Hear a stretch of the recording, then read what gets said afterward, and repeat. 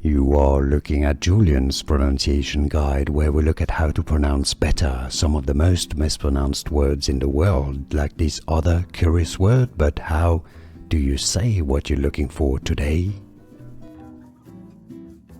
We are looking at how to pronounce this word, and we'll be looking at how to say more vocabulary too many people get confused by in English. Stay tuned to the channel. Maniac. Stress on the first syllable. May, not ma, may, nyack. Both British and American pronunciations are similar here. Maniac. And now you know. Like this video if you found it useful. Appreciate your support. It helps. More videos for you here to learn more. Thanks for watching.